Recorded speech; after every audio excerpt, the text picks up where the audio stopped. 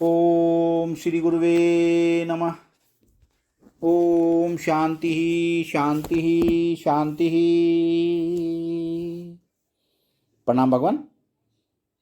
भगवान, अभी हमारा सत्संग ईशावास्योपनिषद श्री स्वामी अखंडानंद सरस्वती जी महाराज द्वारा विरचित और मंत्र नंबर 4 की व्याख्या चल रही है। भगवान, आज मंत्र के अर्थ पर विचार किस तरह से स्वामी जी ने किया है, और पहले बताते हैं कि आत्मा का प्रथम परिचय कैसे बताया कि अनेजत अर्थात आत्मा चलता नहीं।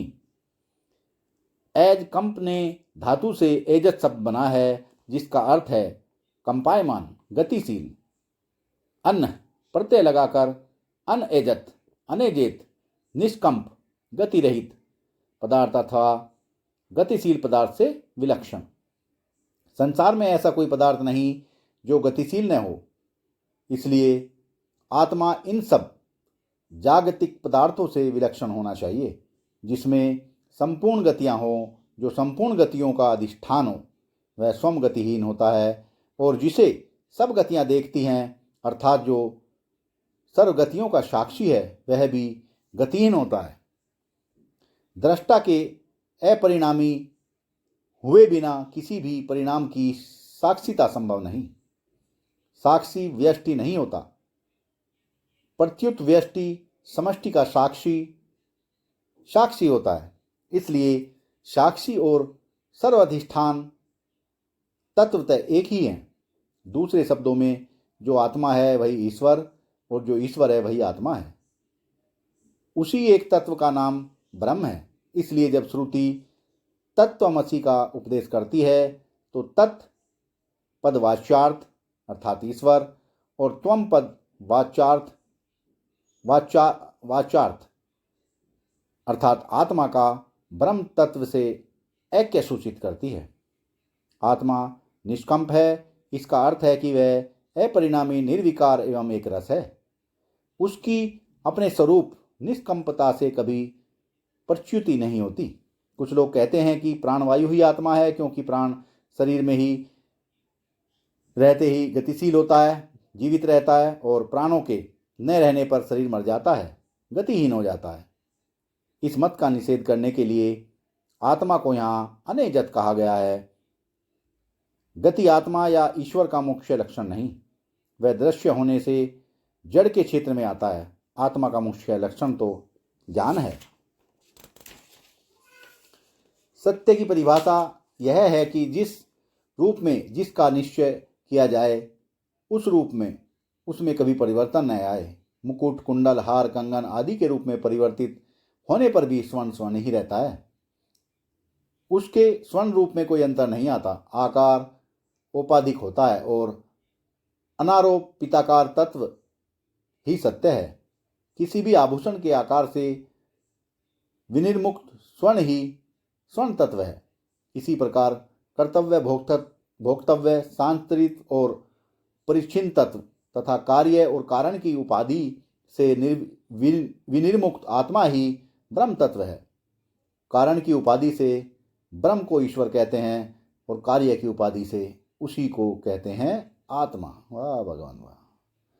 कारण की उपाधि से ब्रह्म को ईश्वर कहते हैं, कारण की उपाधि से ब्रह्म को ईश्वर कहते हैं, और कार्य की उपाधि से उसी को कहते हैं आत्मा।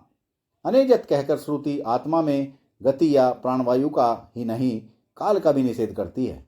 व्यष्टि में जागृत, स्वप्न, सुषुप्ति ये तीनों अवस्थाएं कंपायमान अर्थात गतिशील हैं, क्योंकि ये परस्पर व्यावर्तक हैं।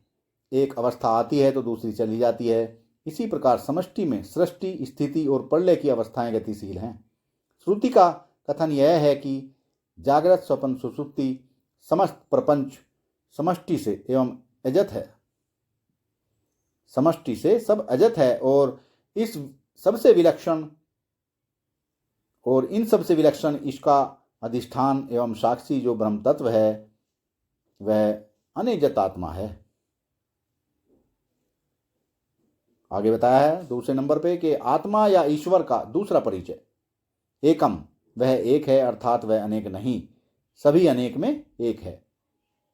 व्यष्टि में प्रति शरीर भिन्न जीव और समष्टि में पृथ्वी, जल, अग्नि, वायु, आकाश, अहंकार, महतत्व आदि विभिन्न इकाइयां प्रतीत होने पर भी ब्रह्म तत्व में भेद नहीं है। इसलिए न साक्षी आत्मा में भेद है, न जगत कारण ईश्वर में भेद। देह भेद या महत तत्व आदि के भेद से शुद्ध साक्षी चेतन में भेद नहीं होता। भेद का व्यावर्तन करने के लिए यहाँ एकम पद प्रत्युक्त है। देह भेद का अर्थ है आकार भेद। व्यष्टि में जो भिन्न भिन्न शरीर हैं वे भी बने तो पंच तत्वों से ही हैं, उनमें भेद केवल आकृति का है। इसी तरह समष्टि में जो पृथ्वी आदि तत्वों का भेद प्रतीत होता है उनमें वही आत्मा एक है। आत्मा में न तो देह भेद से भेद होता है, न व्यवहार भेद से, और न गुण भेद से। देह का अर्थ है देहाकार में परिणित पंचभूत और तत्व का अर्थ है देहाकार में अपरिणित पंचभूत। इनके भेद से आत्मा में भेद नहीं है। एकम का अर्थ अनेक नहीं, यह तो होता ही है। यह एकम शब्द अनेकता या भेद का निर्वर्तक है। सत्य एक है यह तो ठीक है, पर अनेकता से उसका क्या संबंध है? ऊपर से तो विरोधी हैं एक और अनेक, परंतु ऋग्वेद में कहा गया है एकम सद विप्रा बहुधा वदंती एकम वा स्तद विभू विश्रम। सत्य एक है परंतु विद्वान लोग उसका अनेक प्रकार से वर्णन करते हैं। सत्य एक है, वह विश्व के रूप में विविध हो रहा है। वाह भगवान वाह। इसी को वेदांत में विवर्त कहते हैं। वस्तु एक पर उसकी विधाएं या प्रकार अनेक। इसमें अनेकता कल्पित और औपाधिक हैं और एकता है सत्य। अनेक दिखने पर भी वस्तुओं की एकता खंडित नहीं होती। जैसे सर्प या माला दिखने पर भी रज्जु न विषैली होता है और न सुगंधित। अनेकता एकता का अतात्विक अन्यथा भाव है, वास्तविक अन्यथा भाव नहीं। कार्यकारण दृष्टि से अनेकता कार्य है और उसमें जो अपरिणामी एक है वह है कारण। अध्यस्त अधिष्ठान की दृष्टि से अनेकता अध्यस्त है और एक उसका अधिष्ठान है। दृष्टा दृश्य की दृष्टि से अनेकता दृश्य है और उसका दृष्टा एक है। सत्य असत्य की दृष्टि से एकता सत्य है और अनेकता असत्य अथवा मिथ्या। एक में ही अनेकता मिथ्या भास रही है। वाह भगवान वाह। एक और अद्वितीय में अंतर होता है। छांदोग्य की श्रुति एक साथ एक ही मंत्र में दोनों शब्दों का प्रयोग करती है। एकम अवादित्यम, एकम एवादित्यम। सत्य केवल एक और अद्वितीय है। अनेक कार्यों की दृष्टि से जो उसमें अन्वित एक सत्य है वही तत्व या उसके स्वरूप की दृष्टि से अच्युत अद्वितीय है। सत्य अनेक रूपों में प्रतीत होता हुआ भी एक अविभाज्य और अद्वितीय है। एक को परिच्छिन्नता उसे दूना तिगुना चौगुना या अनेक गुना बना देती है। इसी प्रकार एक का विभाजन भी हो जाता है, जैसे 1/2, 1/3, 1/4। किंतु अद्वितीय पदार्थ न गुणित होता है और न विभाज्य, क्योंकि वह अपरिच्छिन्न सत्य है। एक कारण है जो फैलता और सिकुड़ता है, लेकिन अद्वितीय न कार्य है न कारण। वह न फैलता है न सिकुड़ता है। अद्वितीय सत्य एक और अनेक सर्व का अधिष्ठान है। एक आपेक्षित सत्य है तो अद्वितीय परमार्थ सत्य। अतः श्रुति जब आत्मा को एकम एव अद्वितीयम बताती है तो उसका अभिप्राय यही है कि आत्मा साक्षी रूप में और अनेक के कारण रूप में अर्थात ईश्वर रूप में एक है, किंतु सर्व अधिष्ठान रूप में वह अद्वितीय ब्रह्म ही है। प्रस्तुत मंत्र के एकम पद का लक्ष्यार्थ अद्वितीयम है, यद्यपि उसका वाच्यार्थ एकम है।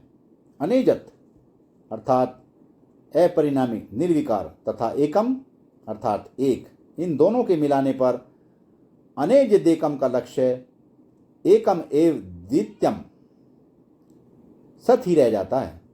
सत्संग को विराम देते हैं भगवान। प्रणाम भगवान।